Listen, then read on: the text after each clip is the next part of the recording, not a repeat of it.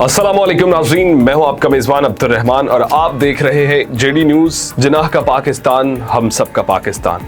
नाज़रीन, आज की इस वीडियो में हम दो अहम बातें करने वाले हैं कि आखिर पाकिस्तान ने अफगानिस्तान पर हमला क्यों किया और तहरीक लब्बैक जो पाकिस्तान में इस वक्त एहतजाज कर रही है उसके पीछे क्या वजूहात हैं और उसकी क्या सूरत हाल है।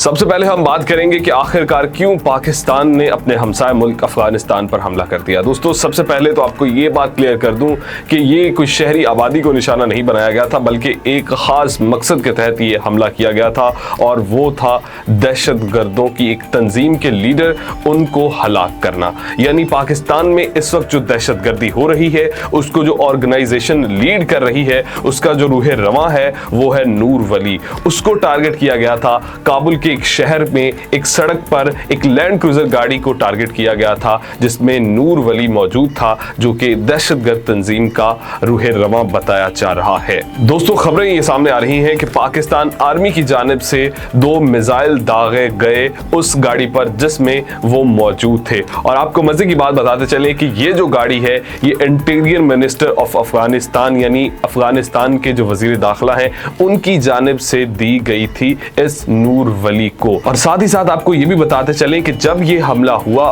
उस वक्त अफगानिस्तान के जो फॉरेन मिनिस्टर हैं वो इंडिया में मौजूद हैं। और इससे पहले ये खबरें हमें सुनने को मिलती रही कि अफगानिस्तान में जो दहशतगर्द तंजीमें पाकिस्तान में आकर दहशतगर्दी करती हैं उनको जो फंडिंग है वो इंडिया की जानिब से होती रही है। अब अगर foreign minister of Afghanistan India में मौजूद है और नूर वली की गाड़ी जो है वो इंटीरियर मिनिस्टर की गाड़ी है, तो इस पर बहुत सी बातें खुलकर सामने आती हैं। क्या अफगानिस्तान की हुकूमत दहशतगर्दों का साथ देती है? क्या वो इंडिया के साथ मिलकर पाकिस्तान के खिलाफ दहशतगर्दी करते हैं? ये बहुत से सवालात उठते हैं। दोस्तों, आपको बताते चलें कि इससे कबल पाकिस्तान ने चाइना से ये कहा था कि वो अफगानिस्तान को कहे कि अपनी इन हरकतों से बाज आ जाए वरना हम अफगानिस्तान में हमला करेंगे, लेकिन उन्होंने ये बात सुनी अनसुनी कर दी। इसके बाद फिर पाकिस्तान आर्मी ने एक्शन लेते हुए अफगानिस्तान के शहर काबुल में ये हमला किया। तो अब सवाल ये है कि क्या वाकई नूर वली हलाक हो चुका है? तो अभी इसके बारे में कोई तस्दीक नहीं, लेकिन बताया ही जा रहा है कि नूर वली और उसके 2 जानशीन जो कि इस तंजीम को चलाने में उनका साथ दे रहे हैं वो हलाक हो चुके हैं इस हमले के दौरान। दोस्तों, ये बात को तब बढ़ावा मिला जब खैबर पख्तूनख्वा के इलाके औरकजई में दहशतगर्दों की जानिब से 11 पाकिस्तान आर्मी के जवानों को शहीद कर दिया गया। उसके बाद मामला गंभीर हो गए। पाक फौज ने भी फिर डटकर मुकाबला किया और 30 दहशतगर्दों को जहन्नुम वासिल कर दिया। अब इस हवाले से मामला काफी ज्यादा गंभीर हो चुके हैं।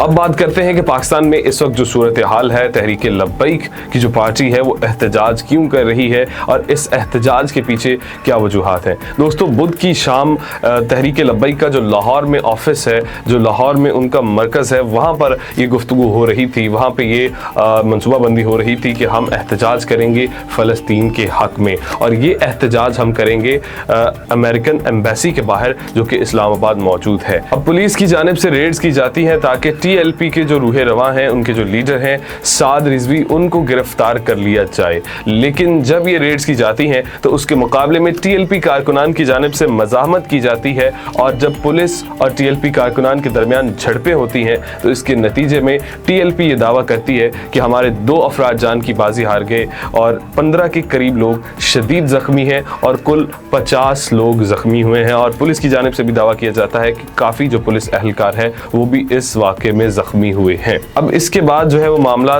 नाजुक होना शुरू हो जाते हैं और तहरीक लब्बैक की जो पार्टी है उन्होंने एहतजाज की कॉल दी। उन्होंने कहा कि हम जुमे के रोज़ बाद नमाज जुमा एहतजाज करेंगे हम। अब इस पर मामला मज़ीद ख़राब होना शुरू हो जाते हैं और टीएलपी ये मनसूबा बनाती है कि हम जुमे के रोज़ बाद नमाज जुमा यहाँ से लाहौर से एहतजाज करेंगे और हम जाएंगे इस्लामाबाद। लेकिन हुकूमत की जानिब से इनको वहाँ पर जाकर एहतजाज करने की इजाज़त इजाज़त नहीं दी जाती। इन्होंने कहा कि आप हमें अमेरिकन सफारत खाने में ना जाने दें, अमेरिकन एम्बेसी में ना जाने दें, लेकिन हमें बाहर तो एहतजाज कर लेने दें, उस शाहराह पर, उस रोड पर एहतजाज कर लेने दें जिस पर ये वाक़े है। लेकिन हुकूमत ने कहा कि आप वहाँ पर भी एहतजाज नहीं कर सकते। इसलिए लाहौर भर में सिक्योरिटी सख्त कर दी गई, रेंजर्स तैनात कर दिए गए और इस्लामाबाद जाने वाले रास्तों को भी कंटेनर्स लगाकर बंद कर दिया गया। और हंगामी तौर पर लाहौर डिस्ट्रिक्ट में जितने भी स्कूल्स, कॉलेजेस और यूनिवर्सिटीज़ हैं उनको 11 बजे ही बंद करने का हुक्म दे दिया जाता है ताकि तमाम जो तलबा हैं वो महफूज तौर पर अपने घरों में पहुंच जाएं। माहिरीन का यही कहना है कि ये जो एहतजाज है ये सिर्फ फ़लस्तीन के हक़ में नहीं है बल्कि ये सियासी मकासद के लिए है, क्योंकि उसकी सबसे बड़ी वजह जो माहिरीन की जानिब से बताई जा रही है वो ये है कि क्योंकि इस वक्त जो अमन माहिदा है वो हो चुका है, फ़लस्तीन की जो डील है वो हो चुकी है, फ़लस्तीन में अब अमन भी कायम हो जाएगा, तो अब इस एहतजाज की ज़रूरत नहीं है। लेकिन TLP इसके बावजूद भी एहतजाज कर रही है। तो नाज़रीन, ये थी आज की वीडियो। उम्मीद करता हूँ आपको ये वीडियो पसंद आई होगी। इस मामले पर आपकी क्या राय है कमेंट सेक्शन में ज़रूर बताइएगा। अगर वीडियो पसंद आई हो तो लाइक कीजिएगा, शेयर कीजिएगा, चैनल को सब्सक्राइब करना मत भूलिएगा। अपने मेज़बान अब्दुल रहमान को दीजिए इजाज़त। अपना बहुत सा ख्याल रखिए। अल्लाह हाफ़िज़।